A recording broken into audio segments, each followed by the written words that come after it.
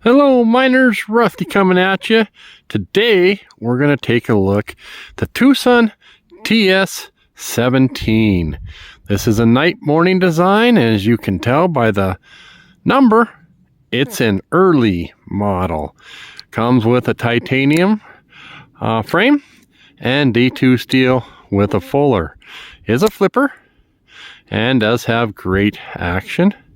This one has been anodized by the factory, and it's a new version, and they made the original ones had a different style frame where the cutout is. It's kind of like an alien look, if we can get that. And the anodization on this is a fade. Excellent pocket clip. I'm carrying it with me today, and it does great. Snappy snap. Just one issue, and that is when you go to open it, you can't have your fingers on the lock bar. If you do, you're gonna hurt your index finger, whatever you're flipping it with. Fuller does not work for any kind of deployment for the old man, but the action is superb. We'll take this to the table and can do some comparisons.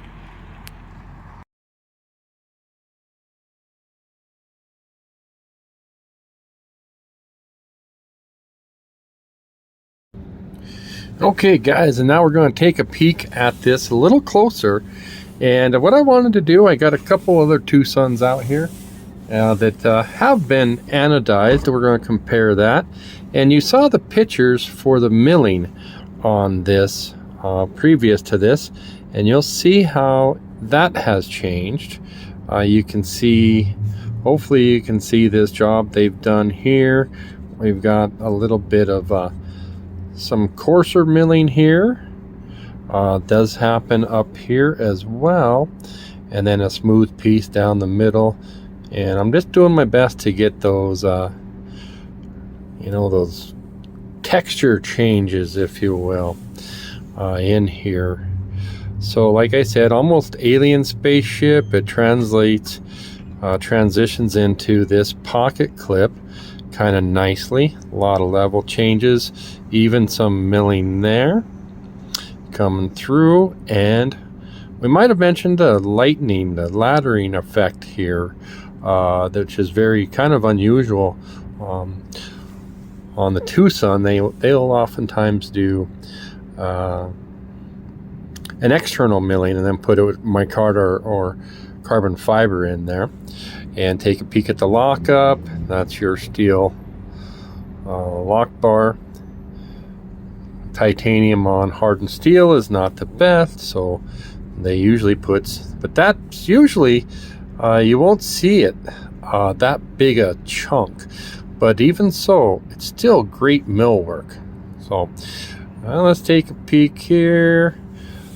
Lockup, like I said, you kind of have to jump over.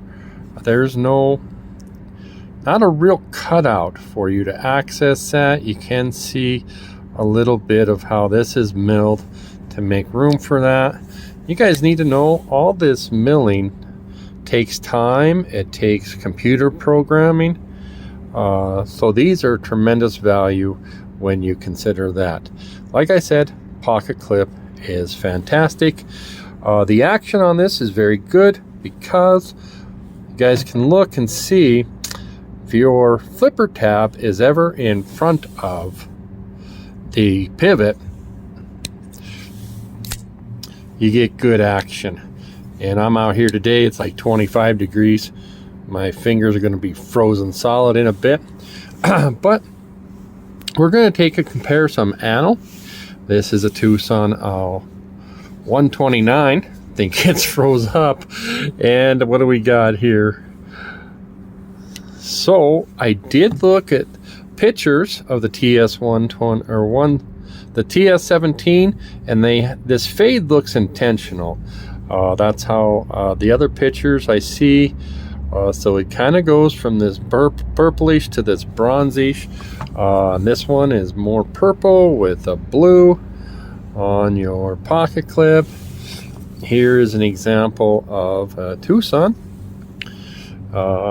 pry bar I picked up. They call it, I believe they call it a flamed titanium, and this one is in blue. And Pioneer EDC. And what do we got here? And then this is the TS194, and that's purple and blue. And so I have a video out on this, and you gotta put some Windex on there if it starts to fade, and just shoot it with some Windex. So let's tee. I don't know if we took a quick peek at the blade. We have a flat grind that meets a flat grind, so it's flat ground here, and you can see because it's not a curved transition here, it's a flat on flat. You do have a drop point, you can tee that. So it's a Japanese Tonto and drop point Tonto, night morning design, TS17 and D2 steel. And I do believe, just as usual, pretty fancy edge on these. Yes, yeah, probably a bugger to resharpen, but just the same. Oh, one last thing I think is way cool on this is the balance point. And with that,